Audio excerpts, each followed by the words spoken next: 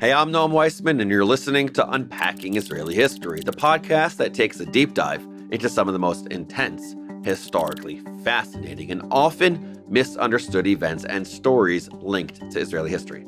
Before we start, I just wanted to remind you all that all I want in this life is to hear from you. So send me an email, noam@jewishunpacked.com. Well, there's also one more thing. We're on Instagram. Just search Unpacking Israeli History and hit the follow or subscribe button. Okay. Yalla, let's do this. As many of you might know, I grew up in Baltimore. And when I was a kid, we used to visit my grandparents on Mandate Street. It's this little street in the western part of Jerusalem, less than a half-hour walk to the western wall in the old city, and it's near all the famous hotels, the Inbal or the Rome, as I knew it as a kid. Yes, I am getting older, friends, the Dan Panorama, and at the end of the street, the King David Hotel. Not taking shots here, but of all these hotels, the King David was never my vibe as a kid. It felt too fancy, too historical. It's a landmark building. Every room is suffused with history. The floor of the main lobby is inlaid with the names of all the dignitaries and celebrities who have stayed there over the years, from Winston Churchill to Henry Kissinger to Madonna and a whole lot more. Today, that history is my favorite part of the hotel. I'm obsessed with the fact that for nearly a decade, the King David served as the nerve center of the British Empire in Mandate Palestine, housing its military and government offices. Back when I was a kid, though, the thing I cared most about was, ready for this, the chopped liver. So I didn't get to eat it as a kid, but I tasted this delicious chopped liver for the first time when I was in my early 30s with my friend Ari, who was staying there, and it may have changed my life. I'm totally serious. What can I say? I like what I like. Those are my associations with a historic hotel, foreign dignitaries, the best chopped liver on the planet, and what was for 4 decades the deadliest terror attack in history. But unlike probably every other terror attack ever, this one wasn't actually meant to be deadly, really. Really, the people who planned it had no intention of killing anyone, let alone 91 people of various nationalities. Which I realize sounds very confusing. What is accidental terrorism? And who bears responsibility for the so-called collateral damage, which is a euphemism for innocent civilians who were killed for being in the wrong place at the wrong time? I wish these questions were irrelevant, that could just be confined to college philosophy classes. But they can't. At the time of this recording, Israel is still at war with Hamas, with the Houthis, with Iran, despite the IDF's best intentions, and I do believe the IDF has good intentions. Innocent people are still dying. They're being killed, or being injured for life, or being made homeless, or losing their entire families. So the questions we'll raise today aren't merely philosophical. They're so of the moment that it hurts. The straightforward version of the history goes something like this. Shortly after noon on July 22, 1946, members of a hardline Jewish paramilitary group placed bombs in the basement of the King David Hotel, destroying the hotel's southern wing and killing 91 people, mostly civilians of various ethnic and religious backgrounds. Nearly a century later, the story of the King David bombing remains controversial and contradictory. The paramilitary that took responsibility no longer exists, but all its former members insisted that they had not wanted any casualties. They'd phoned in multiple bomb threats and given everyone time to evacuate. The British simply failed to listen. The blood of 91 people was on their hands. Palestine's Jews even whispered that British Chief Secretary Sir John Shaw had scoffed at the warning, saying, "I'm not here to take orders from the Jews, I'm here to give them." That's one version. But the British told a different story, and yes, we can hear different sides of stories. They maintained that they had never received a meaningful warning at all. Shaw had never said anything remotely resembling, "I don't take orders from Jews," and whatever the paramilitary's intentions, at the end of the day, 91 people were still dead. This disagreement wasn't just a matter of opinion, where there were two different perspectives on one set of facts. Both sides, British and Jewish, disagreed about what the basic facts even were. Either the paramilitary called first, or it didn't. There was no gray area between the two positions, no ambiguity. So was this terrorism? That's precisely the question we're going to explore in this episode. The story is full of twists and turns, and we're going to follow them all. We'll look at the sequence of events and how we know what we know. We'll learn about some of the people who lost their lives or their loved ones, and we will explore the moral and psychological consequences of the bombing, including its tragic and continued relevance. This is a complicated story, and squeezing it into one episode wouldn't do it justice, so this is a two-parter. In part one, we will give you the background of this thrilling and troubling story and set up all of the context. Context matters, folks. And then in part two, we'll tell the story of the fateful day itself, its aftermath, and try to puzzle together what it all means. So let's begin by going back, way back, to the fateful autumn of 1917. World War I, or the Great War, as it was known at the time, was coming to an end, and with it, the global balance of power. The Central Powers were losing. The Ottoman Empire was on its last legs. After a 600-year run, to be fair, 1299 to 1922, definitely top 7 empire of all time. The British had just issued a statement declaring, quote, His Majesty's government view with favor the establishment of a Jewish national home in Palestine. That was the worst accent ever, but I went there, I did it. Most of the Zionist movement was thrilled. They interpreted the Balfour Declaration to mean that they'd finally be the masters of their own destiny, securing their ancestral homeland at last after millennia of exile and dispossession and anti-Semitism. But as longtime listeners know, it would take a lot more blood, sweat, and tears before that happened. The Brits were talking out of both sides of their mouths. And for the next 3 decades, their policies would shift again and again, often with devastating consequences. Look, British individuals might have come to Palestine with all the best intentions. Okay, but colonial empires are gonna colonial empire. Their policies served who? The empire. That's who they served. That's the goal, to get rich. That's what they want to do. Not the Jewish or Arab nationalist movement sweeping Palestine. That's not what they care about. And as you know from previous episodes, both sides, Arabs and Jews, did their best to sway the British using a variety of methods. The mainstream Jewish leadership tried diplomacy, sending some of their most influential leaders to parley with the Brits. Mainstream Arab leadership, unfortunately, was co-opted by our dear old friend Haj Amin al-Husseini, who chose a more radical approach, and by radical I mean violent. Links in the show notes for more on that.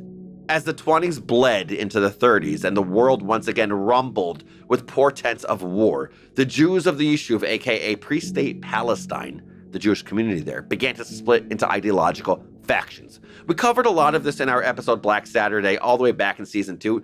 Check it out. The loose confederation of Jewish militias that had existed since the days of the Ottoman Empire began taking shape, emerging in 1920 as the Haganah, or in English, the Defense. The name said it all. Their official policy was one of Havlaga, which means restraint. Take up arms when you're attacked, but never attack first, and never seek revenge. A noble sentiment, to be sure, but after the brutal 1929 riots that left 133 Jews dead, many felt that the Haganah had failed at its most basic task, keeping the Jews of the Yishuv safe. By 1931, these dissatisfied rumblings burst into an open secession. From this split emerged Irgun Hatzva'i Haleumi Be'eretz Yisrael, the national military organization in the land of Israel. According to historian Thurston Clark, whose controversial and provocative book, By Blood and Fire, details the history of this time, the Irgun was a temporary organization with one goal: to force Britain to leave Palestine immediately and to bring about a Jewish state on both banks of the Jordan. To reach that goal, the Irgun attacked and blew up British government offices, military installations, and police stations. But by 1939, the Jews had to fight tooth and nail for Palestine first. The British had just issued the White Paper, which limited Jewish immigration to Palestine to 75,000 Jews over the next 5 years, or 15,000 Jews a year. In other words, not nearly enough, especially considering the anti-Jewish violence, and violence is putting it lightly, that consumed Europe. And the Jews, of course, were less than pleased with a quota system that kept them out of their ancestral homeland. But of all the unfriendly European policies of the 1930s, the White Paper had nothing on, say, the Nuremberg Laws, the Nazis' anti-Semitic and racist laws enacted in 1935. No matter how unhappy they were with the British, by 1939, Most Jewish leaders understood that they were the lesser of two evils. After Germany rolled into Poland on September 1st, 1939, Ben-Gurion urged his Haganah fighters to join the British Army and to, quote, fight the war as if there were no white paper and fight the white paper as if there was no war. Even the Irgun, whose raison d'etre was resisting the British, declared a ceasefire in August 1940, uniting with the British against the greatest enemy the Jewish people had ever known, German Nazism. But not everyone agreed with this description. Avraham Stern absolutely refused to consider cooperation with the British. Disgusted by the Irgun's concession, he split from the organization to form Lechi, or Lochamei Cherut Yisrael, fighters for the freedom for Israel. Woo! What a blast from the past. Did I sound younger back then? I think I sound younger. That makes sense, I guess. 2021. Listen, it was a long time ago. Different time, but back to the 1940s and the three Jewish paramilitary organizations running around in Palestine. The biggest and most influential was the Haganah, which was basically the armed branch of the Yeshuv's mainstream Jewish establishment. The Haganah believed in using force solely for defense. That was it. But like for real, hence their name, Haganah, which literally means defense. As a matter of policy, they didn't do reprisals and they didn't attack first. Restraint was the name of the game, Havlagah in Hebrew, if you're keeping track. There was also the Irgun, which formed when a handful of hardliners split off to start their own paramilitary, one that would show the world that Jewish blood was not cheap, one that was fine with reprisals, one that was happy to attack first if it meant establishing deterrence. The Irgun's official name was Ha'irgun Hatzva'i Ha'leumi Be'eretz Yisrael, which translates to the National Military Organization in the Land of Israel. If you're asking me, not a name with a lot of pizzazz. For short, they went by their acronym Etzel, or else simply by the Irgun, the organization, very shadowy, appropriate for an underground paramilitary. The Irgun had absolutely no love for the British. But while the Brits were fighting the Nazis, they put aside their differences and called a truce, recognizing that they were all fighting a mutual enemy. And then there was the third group, Lechi, who most people thought of as the fringiest paramilitary. It was tiny, never numbering more than 200 or 300.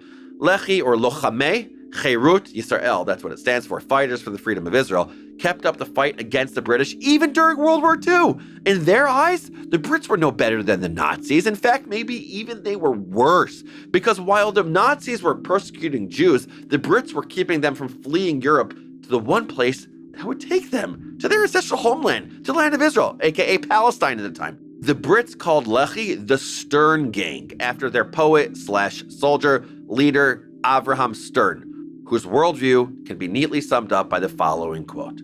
Here it is. You can have nothing more noble and sacred than a national war, the war of a nation, to safeguard its dignity, liberty, and life. That is why any self-respecting nation, either big or small, is willing to take its destiny into its own hands and wage a national war, the course of which will be determined by the nation's readiness and its determination to fight against all odds, to be killed rather than to surrender. Stern was, in fact, killed by the British shortly after he wrote this in 1942, but his organization and their ideology outlived him significantly. So we have three quite different paramilitary groups, all fighting in their own ways for Jewish sovereignty in the historic homeland of the Jewish people. Unsurprisingly, the groups didn't always get along. They weren't like having pizza parties together. It's not what they were doing. It may have been nice. And the rift got deeper when 31-year-old Menachem Begin took over the leadership of the Irgun in 1944. Unlike the Yeshuv's mainstream leadership, Begin was a revisionist Zionist, an acolyte of the fiery Zev Vladimir Jabotinsky, who believed that Jewish sovereignty in the land of Israel would be bought only by force. I know I keep saying this, but one day we really got to do an episode on Jabotinsky.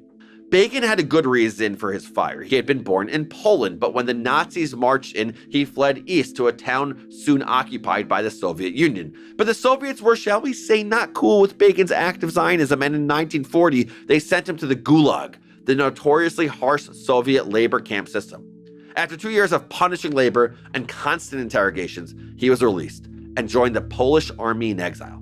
It was with his Polish army unit that Begin arrived in Palestine in 1942, only to find a few years later that he was the sole remaining member of his immediate family. Their ghosts and 6 million others haunted Begin for the rest of his life.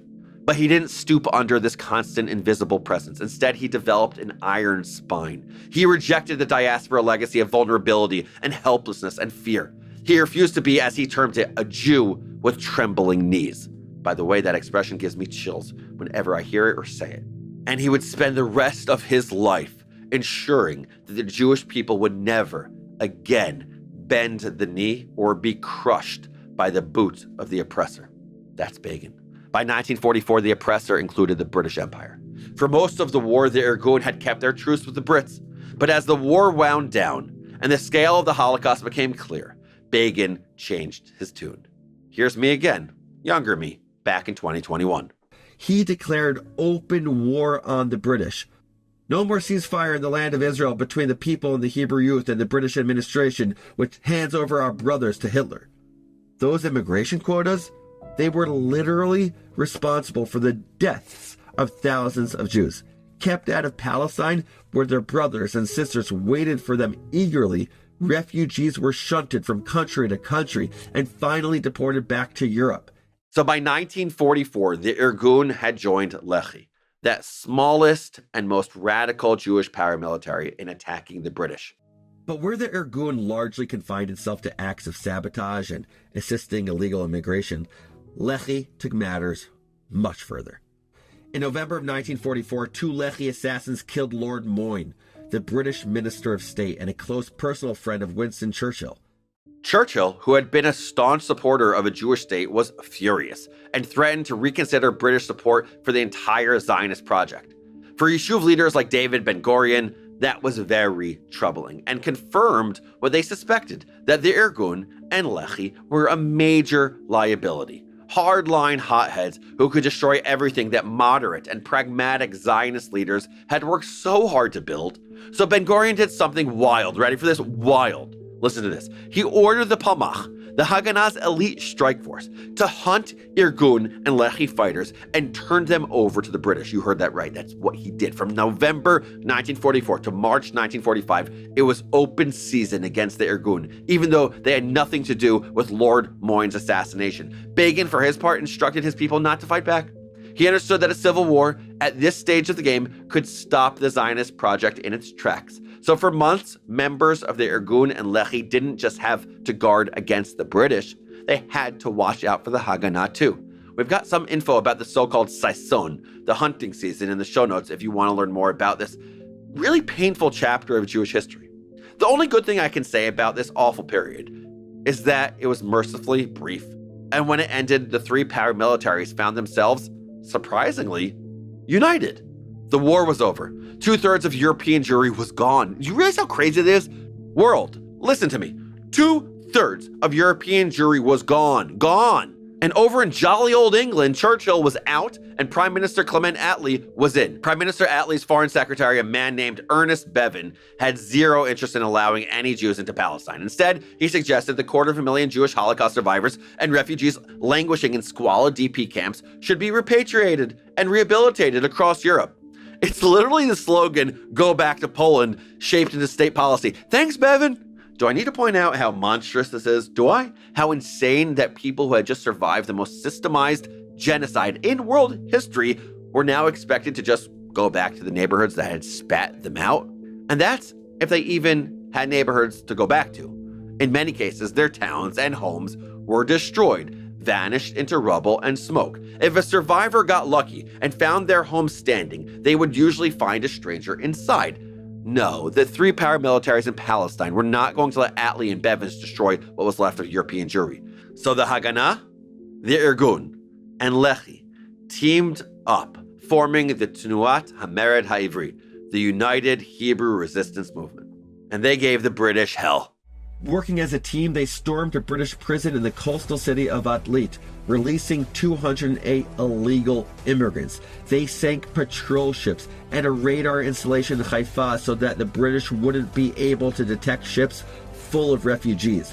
The Palmach sabotaged railway tracks at 153 different points, crippling the Brits' ability to transport goods or men, while the Irgun and the Lehi blew up the Lod train station. When the British refused to entertain the Anglo-American Committee of Inquiry's recommendation that another 100,000 European Jews be allowed into Palestine, the United Resistance Movements retaliated by blowing up 11 bridges connecting Palestine with its neighbors, effectively isolating the British. As historian Thurston Clark puts it, if Britain closed Palestine to Jewish refugees, the Haganah was capable of closing the country to everyone. The paramilitary leaders may have had their differences. They did. But when it came to saving Jewish lives, they were all in. They were united. And the British immigration quotas were literally a matter of life or death. Not like fake literally that people say. Like real literally. Like not like literally, figuratively, but literally. Like literally. Two different types of literally. In this case, I mean literally. In the summer of 1946, a 9-year-old Polish boy named Henryk Błaszczyk stayed out a little too late. Fearing a punishment, he concocted a story to explain why he had failed to come home on time. He told his parents that a group of Jews had snatched him up and stuffed him in a cellar with the bodies of 15 Christian children. And his parents said, "Henryk, what the heck? You can't just make up blood libels anymore. It's not 1480. No, I'm just kidding. Of course they didn't say that. Instead, they organized a mob to punish the 200 Jews who lived in town in a kibbutz-like commune as they awaited their visas to Palestine. Another 42 Jews lost to the mass grave that was Europe. Jews who could have, should have been in Palestine, far away from Poland, far away from blood libels and anti-Semitic neighbors, if only the British had let them in. This is known as the Kielce Pogrom. The Kielce Pogrom was a perfect example of everything the United Hebrew Resistance Movement was fighting against. This was 1946, not 39 to 45, but the British weren't going to let a bunch of angry Jews get them down. If you listen to our miniseries on 36, link in the show notes, then you might remember that the British were getting very tired of administering Palestine. Listen, being a colonial power sounds thoroughly exhausting. Not something I'm interested in. With its constant bloodshed and its bitterly opposed groups clamoring for their own state, being a colonial power, an actual colonial power, is exhausting. And now the Jews were blowing up bridges and sabotaging infrastructure. No, and no. So in the summer of 1946, the Brits launched Operation Agatha, which became known as the Black Shabbat, at least until October 7th, 2023, replaced it as the blackest Shabbat in the Jewish calendar. In a devastating raid, the British arrested thousands of Jews, including many leaders, imposed a curfew on the entire Jewish community, the Yishuv, confiscated weapons, the whole 9 yards. The goal was to absolutely crush the Jewish resistance, and it was carried out as if the British were at war with the entire Jewish population. Like I said, colonial empires gonna colonial empire. The British suspected correctly, I might add, that the Jewish Agency, which was the mainstream Jewish establishment, was colluding with the militias. But after Operation Agatha, they had concrete proof. The raid on the Jewish Agency offices had yielded a treasure trove of incriminating documents that proved there were ties between the mainstream Jewish establishment and the hardline militias, which the Brits viewed as terror organizations. The Yishuv's only saving grace was that the documents were in Hebrew. They were in Hebrew. They needed to somehow destroy or steal back the documents before the Brits could go through them and discover how deep the collusion actually went. They knew the Brits had stashed the documents in the southern wing of the King David Hotel, aka their military and government headquarters in Palestine. Slowly, a plan began to form. You following this? It's getting juicy, like real juicy, like juicy. Menachem Begin didn't care all that much about the documents. He was already a wanted man living underground with his wife and child, but Operation Agatha had poured salt into open wounds. A year and a half after the liberation of Auschwitz, men in uniforms were once again herding Jews into barbed wire cages, poking men with the tips of their bayonets, dragging Jewish women by the hair. They'd even blasted one kibbutz with tear gas. Yes, gas against Jews in 1946, after World War II. 25,000 British troops had terrorized the Jews of the Yishuv on the Black Shabbat. It was the United Hebrew Resistance Movement's job to restore their pride and fighting spirit. But what could they do that would boost morale, land a blow to the Brits, and incinerate all the evidence of the Jewish Agency's collusion with the Irgun and Lehi? You see where I'm going with this? You see?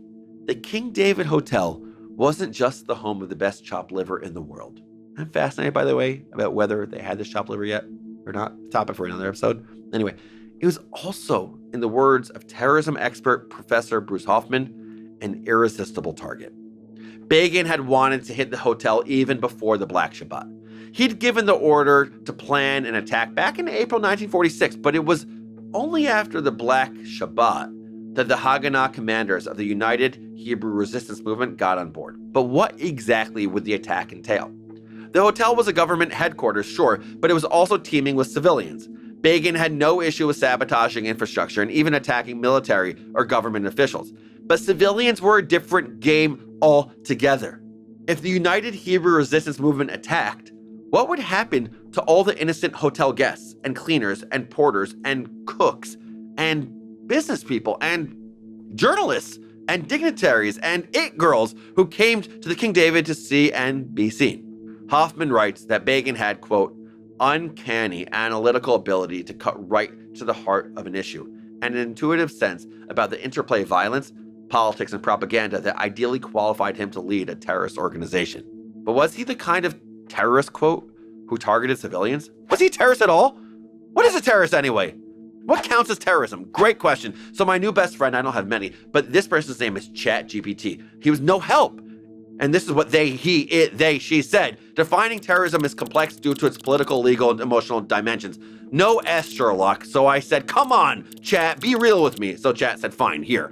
The unlawful use or threat of violence against civilians or non-combatants to achieve political, ideological, or religious objectives, typically by instilling fear, coercing governments, or influencing societal behavior, which is more or less in line with Bruce Hoffman's definition, quote, a phenomenon of political violence perpetrated by individuals belonging to an organization or ideological movement dedicated to revolutionary change that they fervently believed can only be effected through violence or the threat of violence. So political violence in service of revolutionary change with the added element of fear and coercion. Got it. Think the state-sanctioned reign of terror in the bloody aftermath of the French Revolution. Think Stalinist Russia or Nazi Germany. Think the 1881 assassination of Tsar Alexander II or the killing of Austrian Archduke Franz Ferdinand in 1914. In other words, terrorism is kind of an equal opportunity tool whether it's used by governments or non-state actors. After World War II, the concept expanded to describe systematic acts of political violence by local insurgents determined to unseat colonial rule. Think of the IRA fighting the British or the Algerian National Liberation Front fighting the French. But, and this is wild to me, that definition owes a lot to the Jewish paramilitaries of Mandate Palestine, and particularly to Menachem Begin, who literally wrote the playbook on this kind of revolution.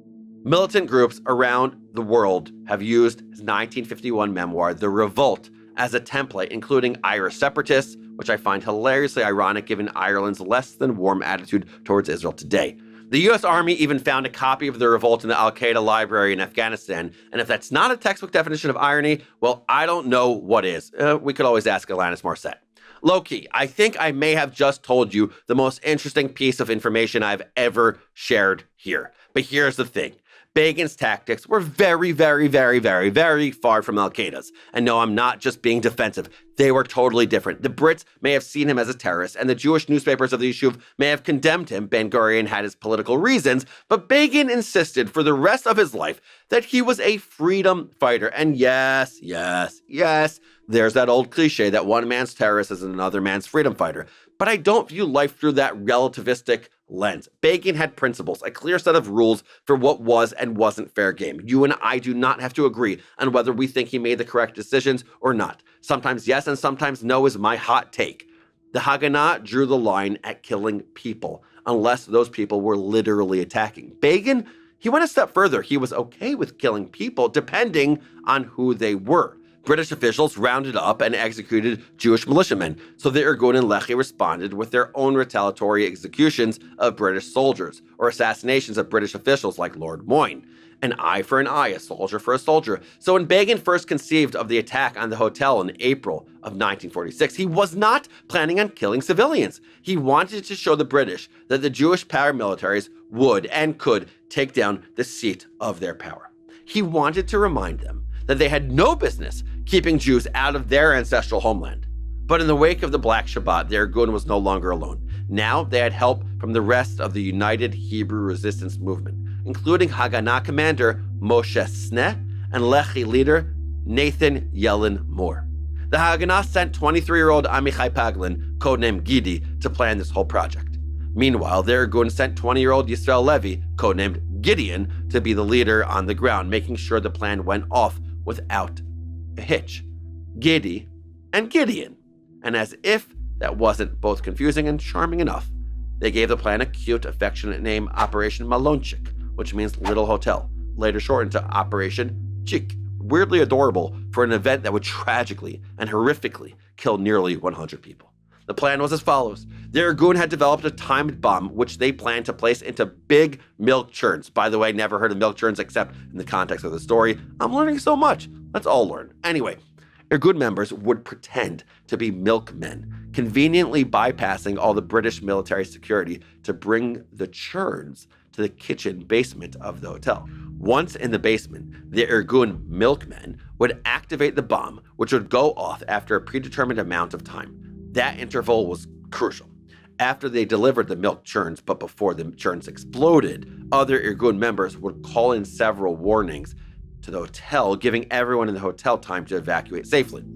In the meantime, other fighters would set off a non-lethal bomb near the hotel, creating a diversion while all the operatives escaped. They planned the attack for midday because the hotel's nightclub, which was in the basement, would be empty. Plus, the fewer people sniffing around, the better. I'll say it again. The intention was never to terrorize civilians or kill innocent people. It was to show the British we can get you even at your government headquarters. The United Hebrew Resistance Movement squabbled endlessly over how much time to allot between the warnings and the explosion. The Irgun wanted to give everyone 45 minutes, while the Haganah wanted to cap it at a tight 15. They really didn't want to give the Brits any time to save the incriminating documents. In the end, they compromised on half an hour. At last, everything was decided. The details were ironed out. The plan seemed solid. And then, Noam Weissman, head of the World Zionist Organization, got cold feet. He was a diplomat, after all. He'd spent years cultivating strong relationships with higher-ups in the British government, all in the service of building a Jewish state. Was the movement really going to risk it all for some flashy show of power? So he demanded that the Haganah stop working with the other two paramilitaries. At first, they complied. Haganah commanders Moshe Sneh and Yisrael Galili asked Begin twice to postpone the operation. And twice, Begin listened to them and postponed. But on day 3, Begin gave his people the order. And to this day, no one knows whether he purposely went ahead on his own or whether he actually had the Haganah support. What happened next was shocking, but you'll have to wait for part 2 to hear more. Unpacking Israeli History is a production of Unpacked, a division of OpenDor Media. Follow Unpacking Israeli History on Instagram. Check it out there. It's awesome. And subscribe to our YouTube channel, Unpacking Israeli History. Check it all out. Check out JewishUnpacked.com for everything Unpacked related and subscribe to our other podcasts. And for the millionth time, shoot me a note at noam@JewishUnpacked.com. This episode was produced by Rifki Sterd. Our team for this episode includes Adi Elbaz, Yael Frolich, Rob Pera, and Hanser Perez. I'm your host, Noam Weissman. Thanks for joining us. See you next week.